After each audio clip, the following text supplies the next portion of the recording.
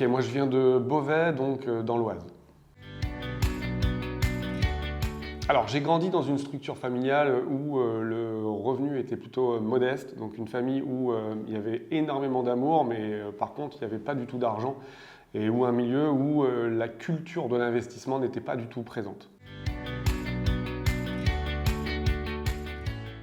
Alors j'ai commencé à travailler très tôt, j'ai vite vu que j'étais pas fait pour les études, donc après un bac+2, donc un BTS, je me suis lancé tout de suite dans l'entreprise où j'avais fait mes stages auparavant. Et puis pour la petite anecdote, en fait, au bout de quelques mois, je commençais à donner des conseils au patron qui m'employait. Donc il m'a dit, écoute Laurent, tu as deux choix, soit tu continues de travailler avec moi et tu m'écoutes, ou alors comme apparemment tu sais faire les choses, bah, tu te jettes, tu te mets à ton compte. Et c'est ce que j'ai fait en fait. Je me suis mis à mon compte tout de suite après mon premier job.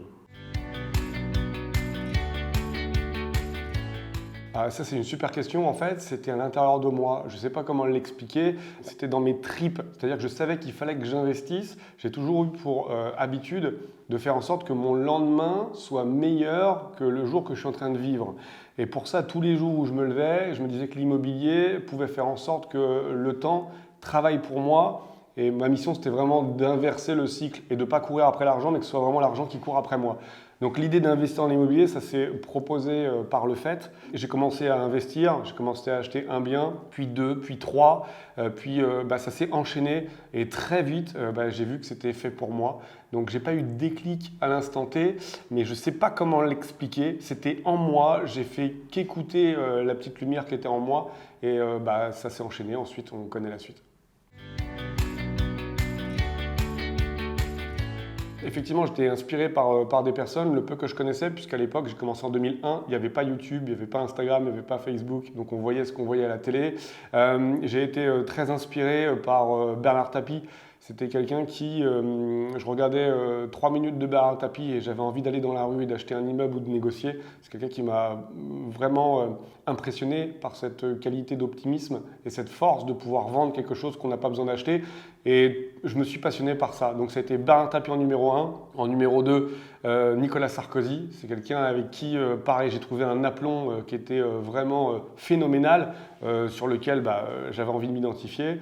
Et en 3, si je dois donner un top, ça serait Christian Digier, qui fait plus partie de ce monde maintenant, où j'avais pour moi l'incarnation de la personne qui était prédestinée à ne rien faire de sa vie, qui n'avait pas du tout de possibilités, et par la force du langage, la force de la persuasion, il a réussi à créer des marques, il a réussi à partir à l'étranger, se faire un nom, et voilà, je kiffe complètement ce genre de profil. Ouais. Des échecs, j'en ai tous les jours en fait. Je pars du principe où on ne peut pas tout réussir. Et j'ai admis en fait ce principe. C'est-à-dire que la personne qui teste quelque chose et qui tombe et qui n'arrive pas à s'en remettre est quelqu'un qui n'a pas pris en compte le fait qu'elle pouvait ne pas y arriver. J'en ai vécu beaucoup. J'ai vécu un divorce qui m'a mis 10 pieds sous terre, où ça a été très compliqué. Je me suis retrouvé à la rue, donc à dormir dans une voiture, à pratiquement plus avoir d'argent, plus avoir envie de vivre. C'était vraiment très compliqué. Sur le moment, ça a été difficile, mais j'ai réussi à m'en sortir avec le temps et ça m'a rendu vraiment très très fort. Aujourd'hui, en tant que chef d'entreprise, je vis des échecs tous les jours parce que dès que je fais quelque chose, ça ne se passe pas forcément comme je le veux. Maintenant, j'ai envie de dire que face à cet échec, l'idée, c'est encore une fois de se dire qu'on apprend, même si c'est compliqué, aller dire à quelqu'un qui est malade d'une maladie très compliquée que quand il va en sortir, s'il en sort, il sera beaucoup plus fort qu'il ne l'était. Il va vous dire, il faut encore que je puisse m'en sortir. Mais ça fait partie du job, ça fait partie du challenge. J'avais un chef d'entreprise à l'époque que je côtoyais beaucoup qui me disait, Laurent, si tu as des échecs, c'est parce que tu es chef d'entreprise et ça fait partie du décor.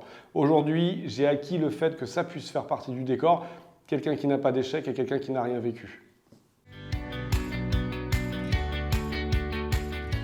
Honnêtement, j'ai toujours pour habitude d'imaginer ma vie dans le futur et pas regarder dans le rétroviseur. Si on avait envie de reprendre ce qu'il y avait dans le passé, j'aurais envie de redémarrer avec toute l'expérience que j'ai aujourd'hui. Alors c'est pas faisable. Je ne serais pas la personne que je suis aujourd'hui si je n'avais pas tout vécu. C'est-à-dire, encore une fois, si je n'avais pas vécu mes réussites et si je n'avais pas vécu mes échecs. Donc, rien n'a changé sur ce qui s'est passé. Par contre, j'ai vraiment en focus ce qui s'est passé pour préparer mon futur et faire en sorte qu'il soit sacrément meilleur. Dans 10 ans, je me vois comme étant le même homme, c'est-à-dire avec la même femme, c'est déjà pas mal, avec des enfants qui ont grandi. J'ai tendance à pas confondre mes urgences et mes priorités. Mes priorités, ça reste les enfants, ma femme, mes parents. Les urgences sont tous les tracas que je vais vivre au quotidien. Je passe toujours mes priorités devant mes urgences. Dans 10 ans, je serai le même homme avec des challenges qui seront réussis, avec encore une capacité à accomplir mes nouvelles aventures qui sera beaucoup plus grande. Je vous souhaite de suivre cette chaîne pour voir ce que je vais devenir dans 10 ans, mais je crois que vous n'êtes vraiment pas prêts à voir ce qui va se passer. Je pense que je suis quelqu'un de très ambitieux si je dois commencer par les qualités. Je suis quelqu'un qui est buté, têtu, résigné dans le bon sens du terme, c'est-à-dire que dès lors où j'ai décrété quelque chose, tant que je ne suis pas arrivé à l'échec ou à la réussite, je ne vais pas en lâcher. Et je pense que je suis quelqu'un qui est assez visionnaire. C'est-à-dire que un petit peu avant les autres personnes, j'arrive à déceler des tendances, j'arrive à déceler des choses qui vont se passer, qui peuvent matcher. Pour les défauts, je trouve que je suis un peu égoïste de temps en temps, c'est-à-dire que j'ai tendance à penser un peu à moi avant de penser aux autres.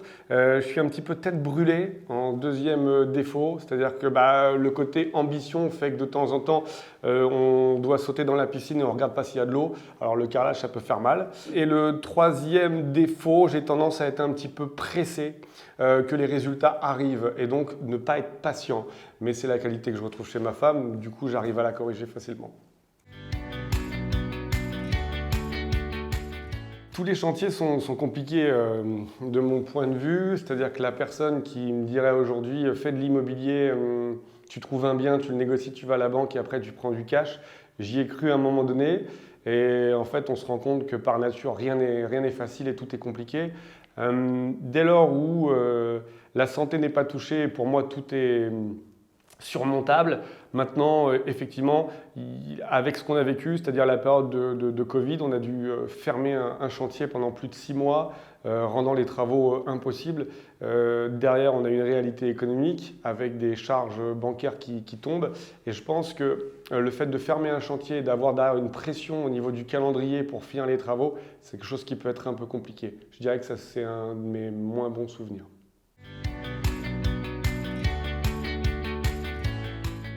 Je lui demanderais de travailler déjà sur elle-même. C'est exactement la même personne qui pourrait me dire qu'aujourd'hui c'est impossible d'avoir 2 travails, c'est impossible de concilier le travail et les enfants. Pour preuve, on a 3 enfants, on a plusieurs sociétés. C'est exactement la même personne qui dirait parce qu'elle est en surpoids, c'est impossible de perdre du poids ou je suis en train de stagner actuellement. Pour moi, rien n'est impossible. La seule limite, c'est personnel qu'on se la met. On voit tellement d'exploits de personnes de tout niveau, que ce soit dans le sport, que ce soit à la montagne, que ce soit dans le business, que ce soit dans des couples, que ce soit dans la santé. On voit des gens qui sont en rémission de maladies qui sur le papier étaient incurables. Il n'y a aucune manière de ne pas pouvoir investir. Donc si vous pensez que vous ne pouvez pas investir, le problème, ce n'est pas le marché, c'est vous. Alors je ne pense pas, j'en suis convaincu. Pour moi, femme-homme, c'est 50-50. Il n'y a aucune différence. Il y a énormément de femmes qui m'expliqueraient comment faire aujourd'hui et je serais ravi de le connaître, comme il y a énormément d'hommes qui pourraient me l'expliquer. Il n'y a aucune différence entre une femme et un homme. Voilà, la seule différence, encore une fois, ça va être ce qu'elle pense elle ou ce qu'il pense lui.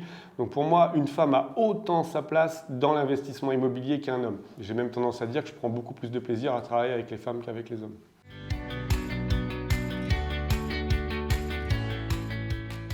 Alors à ma fille, j'aimerais lui transmettre le goût de l'argent et surtout la valeur de l'argent. J'aimerais vraiment qu'elle prenne conscience que l'argent n'est pas tout dans la vie. J'en ai manqué beaucoup étant petit, elle n'en manquera pas autant parce qu'elle arrive dans un milieu qui est du coup un petit peu plus aisé de par les investissements qu'on a mis en place.